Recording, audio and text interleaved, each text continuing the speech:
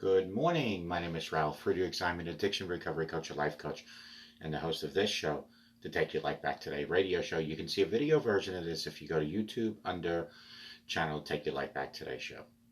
This morning, here and wherever you might be, he sees you. One Sunday during a church service, a young woman asked me to pray for her. And then she looked me straight in the eyes and said, "I feel so unnoticed by God." As though he doesn't even care about what's going on in my life. Well, sometimes we can all feel that way, especially during difficult times like what we are experiencing today. Perhaps wherever you are, you're struggling with something right now and wonder, well, God, where are you? Friends, do you see what I'm going through? You might be asking God, do you even care with my troubles? Well, friends, in Luke 13, I'm sure that the crippled woman who came into the synagogue where Jesus was teaching had wondered the same thing thousands of times over the years. There was a large crowd gathered around Jesus that Sabbath day, but suddenly he stopped teaching when he noticed her in the crowd. It wasn't because she was so beautiful or had created a commotion.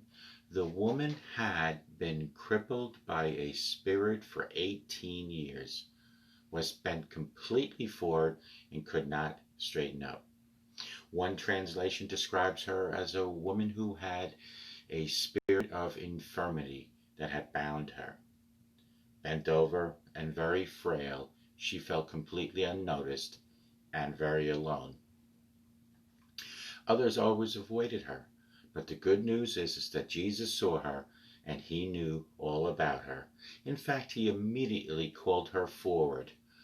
Can you imagine that sweet little lady moving slowly toward Jesus Christ, the crowd parting, and then he spoke this word to her: "Woman, you are free from your infirmity today."